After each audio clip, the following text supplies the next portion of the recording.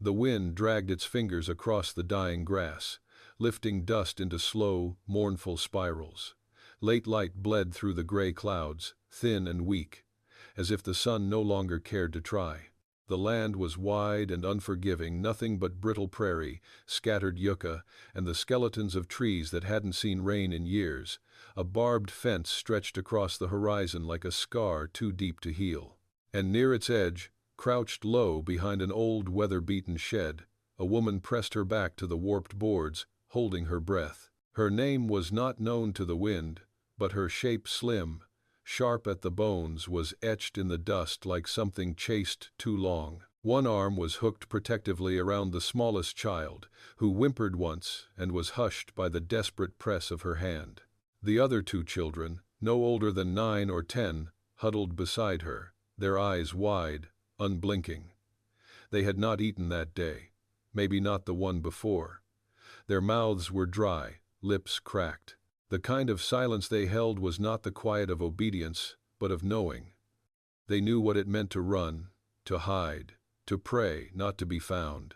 A shadow fell across the dry ground, long and slow. The woman's breath caught. The sound of hooves had ceased a few minutes earlier, replaced by the crunch of boots on gravel. Now they were close. She didn't reach for the rifle buried beneath the floorboards of a cabin now long behind her. Her eyes darted instead to the children's faces. The oldest boy had tucked his sister under his arm. The woman shifted slightly, enough to shield them all with the last bit of her body that could still stand. "I won't hurt you."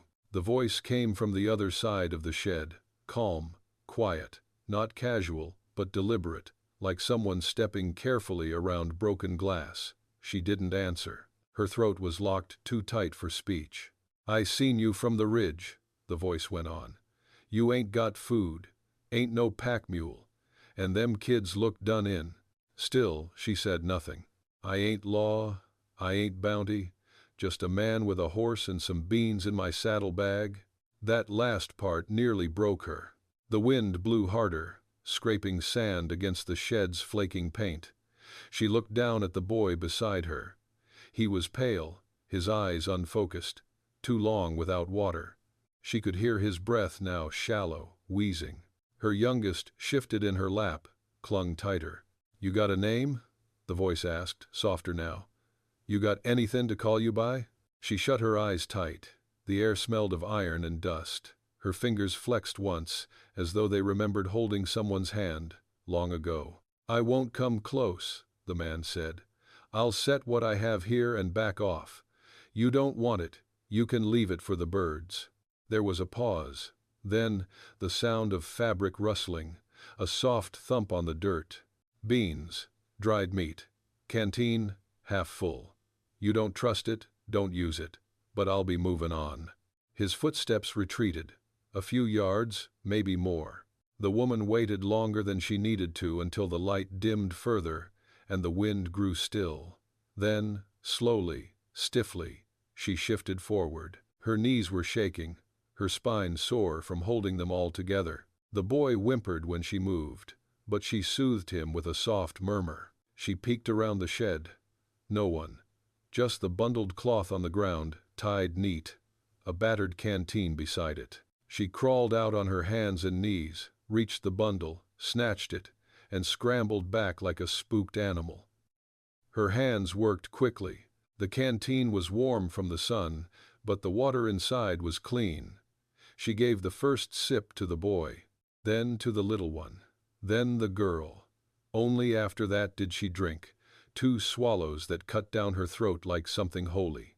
The food was plain, nothing but jerky and dry beans, but it smelled like salvation. She didn't see the man again until morning. If you've ever felt abandoned but longed to endure, subscribe for the stories ahead. By dawn, the wind had stilled. A weak mist clung to the roots of the hills, pale as breath on glass, and the frost lay crusted on the grass like forgotten sugar. Her hands, cracked and raw, had held through the night. One child slept on her lap, another curled close to her side, and the boy, still sick but breathing easier, rested against her shoulder. She had not slept, not really. Only sat with her back against the shed, eyes fixed on the horizon, the bundle of empty cloth beside her, the canteen now drained. That was when she saw him. He stood at the edge of the ridge again, not approaching, just watching. A tall man, broad in the shoulders, with a battered hat and dust-streaked coat. His horse stood tethered beside him, head low, breath fogging in the cold. He could have been a mirage, something shaped from smoke and memory. But he was real, and he did not speak this time, just waited. She hated that she looked for his eyes, hated more that when he lifted a hand palm out, like one might to a dog gone half wild, it calmed something in her chest. She didn't wave. She only looked away, down at her children. "You hurtin' any worse today?" he asked, voice low when he finally stepped close, boots crunching softly over the frost. The girl stirred. The woman stiffened. He knelt, not too near. "Name's Eli. That's all I got to offer." Still, she said nothing. "I figured I'd ride on, but—" He glanced toward the boy who wheezed in his sleep. "He ain't got more than a day or two like that. There's a creek not far, little place I camp when I'm passin' through, has a lean-to, better cover than this, fire pit. You come with me, I'll show you, then I'll go." She looked at the children again. Her jaw worked, clenched tight. She felt the shame crawl in under her skin, the need, the bitter, ugly need. But pride couldn't feed them. Pride couldn't build a fire. "You don't owe me your story," he added, as though hearing her thoughts. "And I ain't askin' to own yours." She nodded once, barely. It took some time to rouse the children. She wrapped the smallest one in her shawl, lifted the boy as best she could, and leaned his weight into her hip. The girl, older and watchful, kept a hand on her mama's skirt the whole time. The woman's back ached from the strain, but she didn't say a word, just nodded when Eli handed her a piece of cloth extra for the wind, he said, and stepped aside so she could pass. He led the horse slowly, walking ahead, never turning to speak. She appreciated that. The silence was a mercy. The land opened up before them in pale, skeletal beauty. Fences gave way to sagebrush and hollowed-out gullies, the soil gone hard and cracked under years of drought. A hawk turned circles high above, searching. The wind carried a faint scent of charred wood and something older ashes buried long ago. She walked until her legs shook, until her breath came sharp and shallow. Still, she did not ask for help. When her foot caught a root, and she nearly stumbled, Eli turned, saw the boy slumped heavier in her arms, and without a word, held out his arms. She didn't move. "Just carryin' him," he said. "Ain't nothin' more." Her lips parted as though to argue, but then closed. She handed the boy over, watched as Eli cradled him as though he were something fragile, not just skin and fevered bones. The rest of the walk passed without speech. The creek, when they reached it, was thin and cold, a silver line cutting through the brush. The lean-to was more a memory of shelter than the thing itself, 3 slats of wood and a sloping roof, but enough to shield them from the worst of the wind. Eli built the fire with practiced hands, his movements spare and patient. He never looked directly at her unless spoken to. She watched him as she knelt to unwrap the child's blanket, coaxed him near the fire. Her fingers moved as if on instinct, folding, tucking, comforting. But inside, she burned with questions she could not name. Why kindness? Why now? He sat across from them, sipping coffee from a battered tin mug. Steam rose around his face, catching the light. She noticed a scar on his temple, half hidden by his hair. A small thing but deep. The kind of mark that stays. "My wife died," he said, without preamble, 5 winters back. Fever took her fast. She wanted children. Never had time. The words drifted into the space between them. Not a story. A truth laid bare. She looked at her hands. Dirt under her nails. A thread loose on her sleeve. "My husband went north. Said he'd send for us." Eli nodded, slow. He didn't. Nothing else needed saying. The fire cracked between them as the afternoon waned, casting flickers of orange across the lean-to's weathered boards. Smoke spiraled into the crisp air, sharp and clean, the scent mixing with cedar and the faint musk of wet earth. The boy slept now, his fever broken some. The girl sat beside her mother, chewing a piece of jerky with slow reverence, eyes never straying from the man across the flames. The youngest was curled against the woman's hip, a thumb in her mouth and her breath soft. Eli had not asked her name again. He hadn't asked much at all. He did not act like someone who expected gratitude, nor did he stare too long or step too close. He tended the fire, filled the pot with water from the creek, and offered a small tin of crushed herbs to brew something for the boy's lungs. She accepted it wordlessly, hands trembling just slightly as she prepared the drink. When dusk finally settled, she wrapped her children close and sat watching the shapes in the flames. Eli stayed a little apart, feeding the fire and talking in low tones to his horse. The animal nickered once and stamped its foot, and the woman caught the faintest smile tug at the man's lips. That night, he didn't sleep beneath the lean-to. He lay under the stars, his hat pulled low and his rifle across his chest. She listened to his breathing, steady, unbothered. In the morning, she washed her face in the creek. The cold bit her skin, reminded her she was still living. The girl brought her a handful of berries found among the thorn brush, and together they shared them. She didn't notice the way her daughter watched her, how the girl smiled at the faint return of color to her mother's cheeks. Eli came back from a hunt with 2 rabbits slung over his belt. He said nothing, just handed them over and crouched to build a spit. She watched his hands as he skinned the meat, each motion efficient and precise, not hurried, not cruel. Later, while the children napped, she joined him at the edge of the clearing, where the light filtered golden through the branches. "You fought," she said finally. He didn't answer right away. His eyes followed the path of a beetle working through the grass. Union sighed. "But that was a long time back. Feels like someone else's life now. My pa fought too, lost an arm outside of Nashville, never did come home the same." Eli nodded, his face unreadable. She sat beside him, knees drawn up, fingers fiddling with the frayed hem of her skirt. "What made you come down this way?" "Don't rightly know. Sometimes I think I'm looking for something. Other times, I reckon I'm just running same as everyone else." She liked that he didn't pretend. No grand speeches, no sermon in his voice. "My name's Clara," she said. The words felt heavy, like rusted hinges finally giving way. "The boy's name is Silas, the girl's May. The little one, her name's Ruth." Eli looked at her for a long moment. Then he nodded, slow and sure. "You all got strong names," he said. That evening, after the children were fed and asleep again, Clara stepped out into the clearing alone. The stars above were fierce and countless.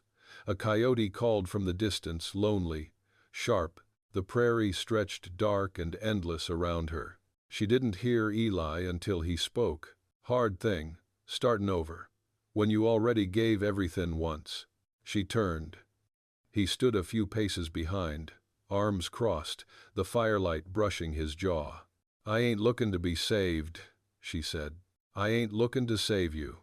The quiet between them wasn't hollow.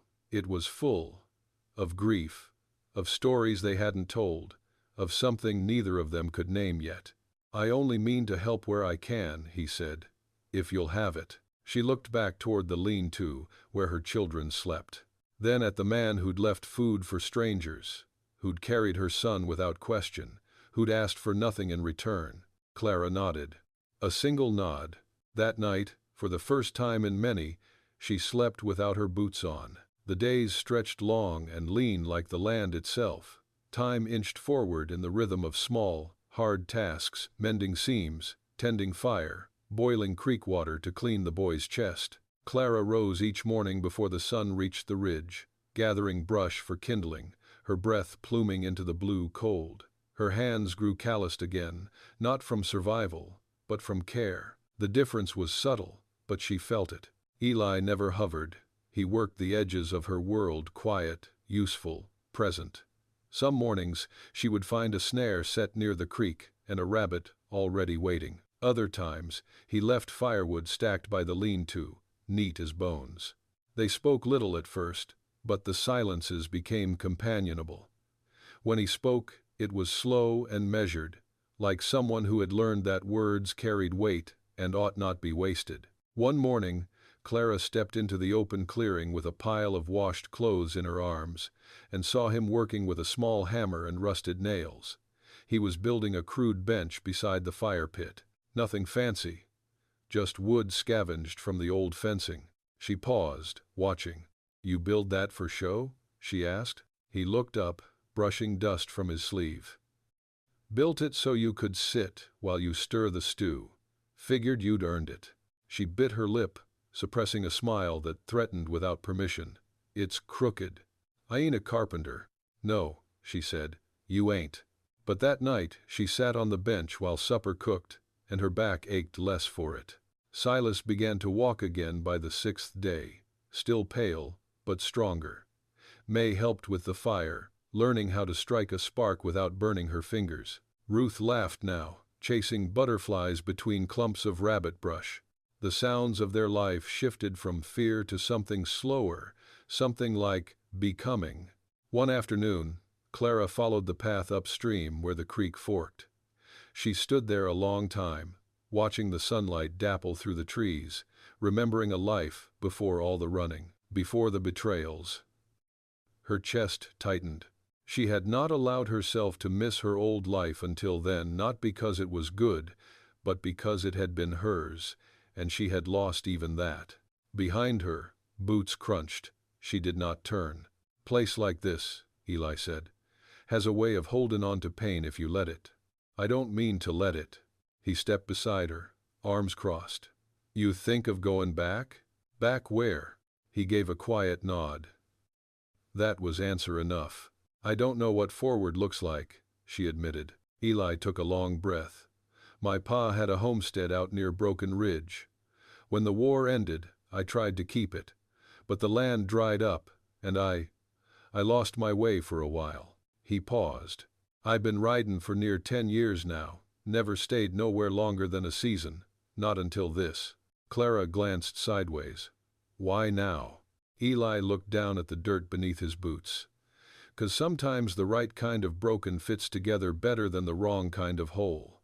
She laughed, then quiet and sharp, surprising herself. A crow flew overhead, calling out into the clear sky. Eli smiled too, a rare thing. Not wide, but warm. Real. That night, as stars pricked holes in the dark, Clara sat by the fire and handed Eli a folded scrap of cloth. "What's this?" he asked. "Shirt of Silas's. He outgrew it." He turned it over in his hands, not understanding. She met his eyes. "I thought maybe you could teach May how to stitch. You've got steady hands, and she listens to you." He looked at her then like he hadn't before, like a man seeing something not just with his eyes but with something deeper, more tender. "You sure?" She nodded. "She needs to learn from someone who knows how to stay still." Eli didn't answer right away, but when he did, his voice was low and full of something careful. "I'll teach her." The fire snapped, a red ember leapt into the air, and the prairie seemed to breathe around them. In that flickering hush, neither of them said the word home, but it hung there anyway. Subscribe and ride deeper into the stories where broken lives find quiet redemption. Trouble came, as it always does, not with thunder or the roar of hooves, but in the quiet way shadows stretch long before dusk. Clara was hauling water from the creek when she heard the horse. One horse, fast, not Eli's, not the slow, even pace she'd grown used to hearing in the mornings. This was sharp, urgent. She dropped the pail before she realized her hands were shaking. May and Ruth were near the lean-to, gathering kindling. Clara whistled low 2 short bursts, the signal they'd practiced without speaking of why.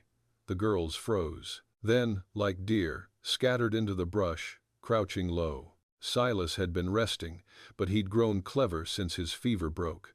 When Clara rushed back into the clearing, he was already halfway under the bench, wrapped in the old coat Eli had given him. Her heart pounded in her chest, so loud she thought it would give them all away. The rider came over the ridge. Dust in his wake, long coat, wide-brimmed hat pulled low.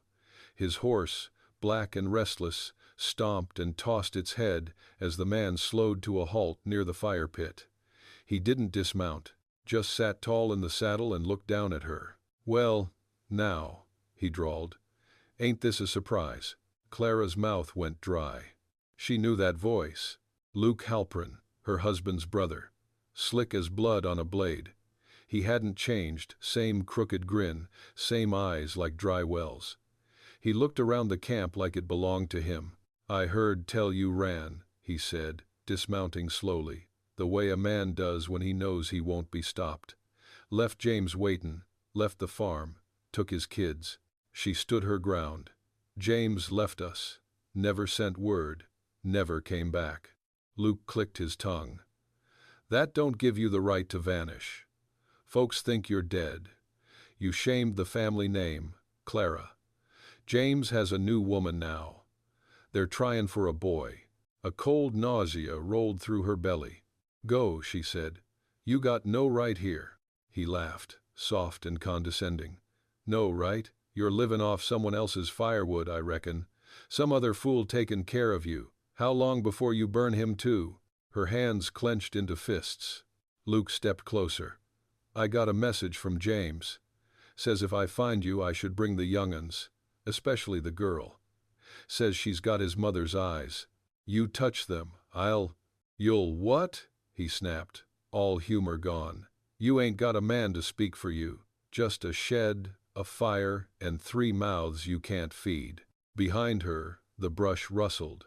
Eli stepped out, slow and steady, rifle in hand. He didn't raise it, not yet. "Best you turn that horse around," he said, voice even. "Ain't nothin' for you here." Luke blinked, surprised. Then he sneered. "And who the hell are you?" "Man who built that fire. Man who'll put it out, if need be." Luke laughed. "You think one gun'll scare me?" "No," Eli said. "But you ain't got backup. I can see that. You rode in too fast to bring a posse, which means you're just here to rattle chains. So let me make it plain, there's no chains here. And if you try to make some, I'll bury them with you." The wind shifted. Somewhere in the distance, a hawk cried.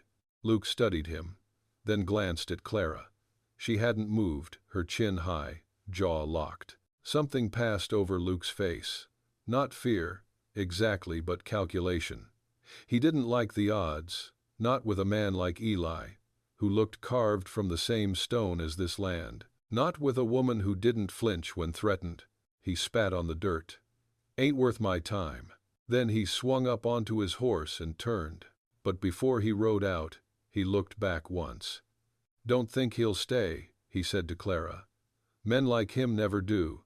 You'll be beggin' for James to take you back come winter." Then he was gone. The dust settled. Clara didn't speak, just turned and walked back to her children, who emerged slowly from the brush. She hugged each one in turn, whispering their names into their hair like prayers. Eli stood silent at the edge of the clearing, rifle lowered. She walked to him, stopped a foot away. "I don't beg," she said. He looked at her, then eyes steady, voice low. "You won't have to." The next morning, the sky opened with a quiet rain, gentle, steady, soaking the earth without fury. It was the first rain Clara had felt in months that didn't come as a threat. No thunder, no wind that tore roofs from rafters. Just water, cool and soft, seeping into the parched soil like forgiveness. She stood beneath the lean-to's awning, arms crossed, watching the droplets gather on the edge of the roof before falling in rhythm. Behind her, May was humming a lullaby to Ruth, rocking her slow. Silas stirred porridge over the fire, his face drawn with focus. He was healing. All of them were. Not in any grand or sudden way, but in the way of prairie grass, inch by inch, after the burn. Eli stepped out from the trees with a bundle of dry wood beneath one arm. Rain slicked his coat, his hair clung to his brow. He moved slow but sure, as always. Clara stepped aside to let him pass under shelter, and for a moment they stood close enough that she could smell cedar and horses and the faint iron scent of a man who worked with his hands. "Found a better place," he said quietly, setting down the wood. "Up the hill, "'Bout a half-mile. Old trapper's cabin. Needs work, but it's got 4 walls and a chimney. Solid roof." She nodded. "How far from water?" 50 yards, maybe less. Stream runs strong. "And land?" "Good patch cleared already, enough to plant come spring, if we make it through the winter." She said nothing for a moment, her eyes tracing the edges of the trees where rain wove silver threads between trunks. "You thinkin' of stayin'?" she asked. He didn't look at her when he answered. "If you'll have me." A simple sentence, no weight in the tone, but all the weight in the world in what it meant. Clara's hands were cold. She pressed them together. "I didn't come out here looking to start over," she said. "I just wanted to keep the children alive." "I know. And you could leave. Still, no shame in it." Eli turned toward her, finally meeting her eyes. There was something in his expression, not softness, not exactly, but something weathered and open. The look of a man who had wandered long enough to know the difference between an ending and a beginning.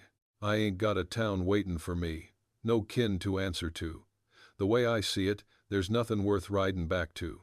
And what's worth buildin' here?" He reached into his coat pocket and pulled out something small, a carved piece of wood, smoothed at the edges. A horse, rough-hewn but unmistakable, with a child's initials scratched into the side. "I made this," he said, "for the boy. Thought maybe he'd want something to hold on to." Clara's throat closed. She reached out and took the carving, fingers brushing his. Rain pattered on the roof above them, a quiet drumbeat. The fire crackled behind her, and from inside the lean-to, she could hear Ruth's sleepy laugh, soft as the rain. When Clara looked back at Eli, she nodded once, slow, certain. "We'll need more hands for the cabin," she said.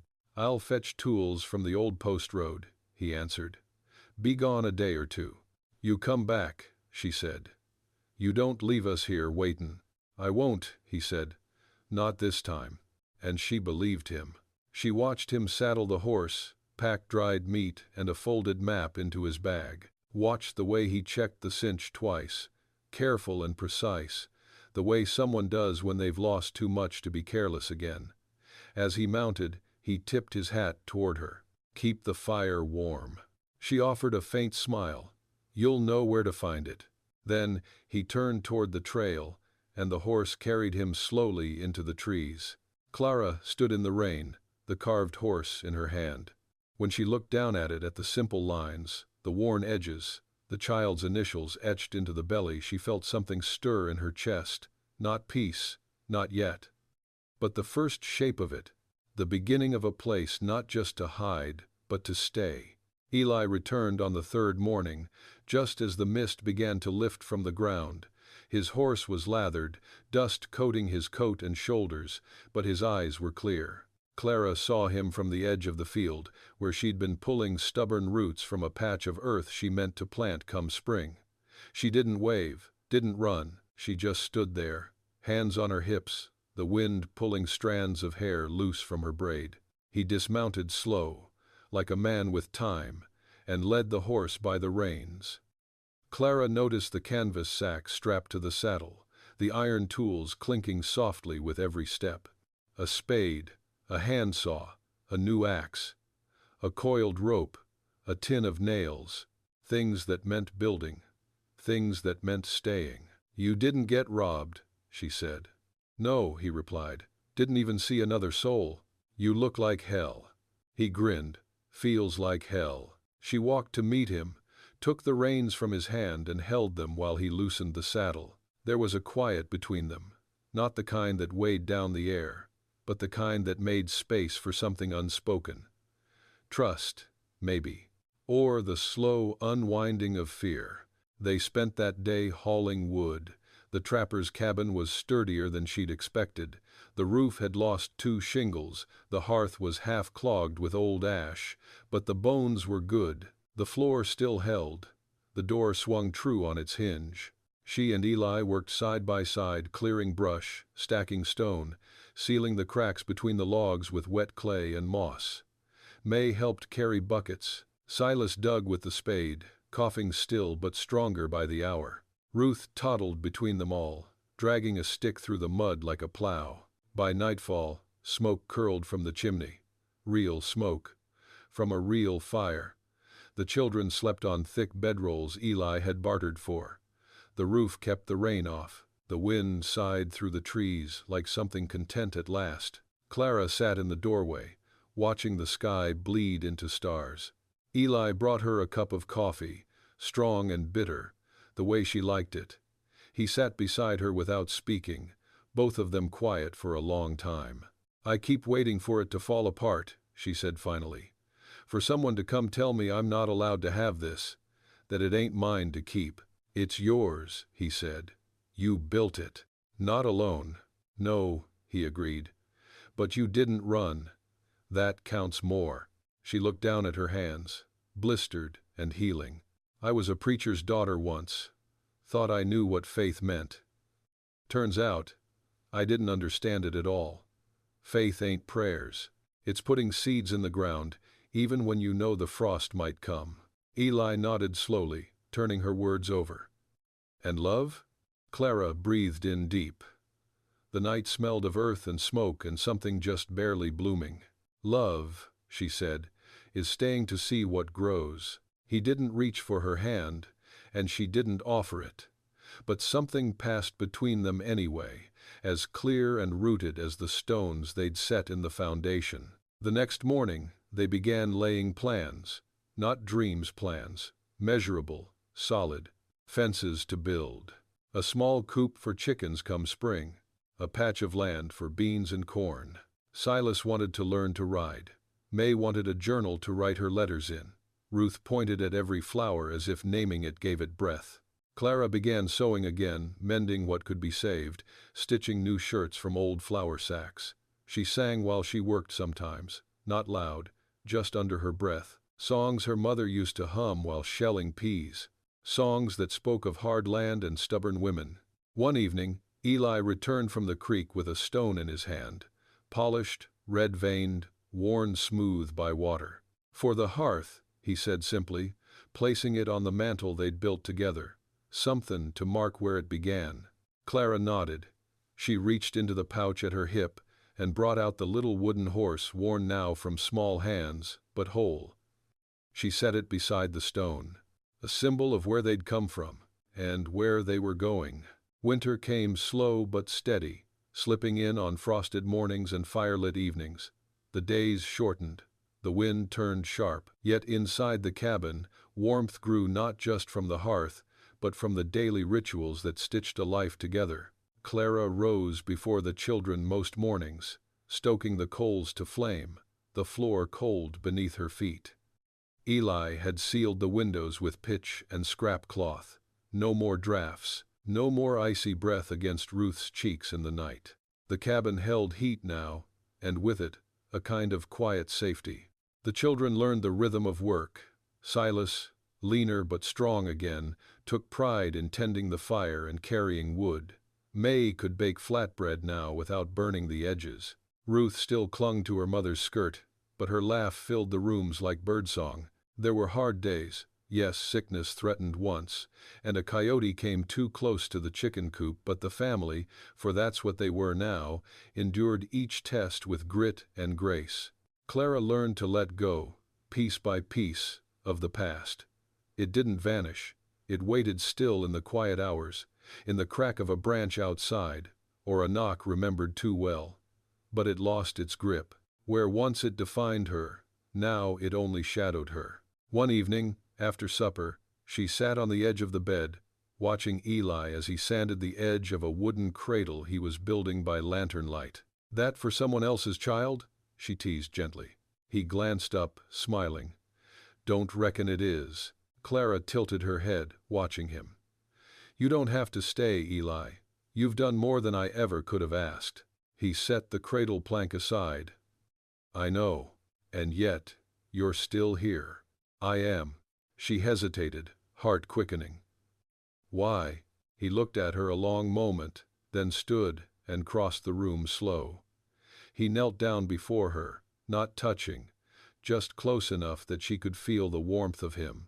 "Because there ain't nothing I've ever built worth more than this," he said. And I don't mean the walls or the fences or the cradle. I mean this life. With you, with them. Her eyes stung, unexpected. She'd cried so much once that she thought her tears had long since run dry. But there they were again, silent, clean. "I was afraid," she whispered. "I still am," he said. She reached forward and took his hand. "You want this?" she asked, the words trembling. "I do." Then, with no one watching but the fire and the stars, Clara leaned in and kissed him, gentle, unsure, but real. The kiss of someone who'd walked through fire and found another hand waiting on the other side. In the weeks that followed, they made it official in the way frontier folks do. No preacher, no papers, just a shared vow before God and land and sky. Eli gave her his mother's ring, a simple silver band that had lived tucked in his coat for years. She wore it without ceremony, without fuss. It meant what it meant. They carved a new name into the mantle beneath the stone and the wooden horse. Not hers, not his, theirs.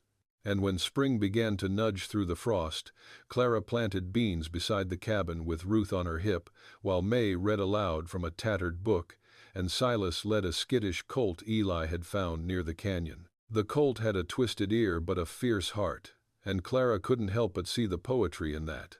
As the wind softened and the land began to breathe again, Clara stood on the porch one evening, Eli beside her, and watched their children chase fireflies across the yard. "They're safe now," she said. Eli nodded. "So are you."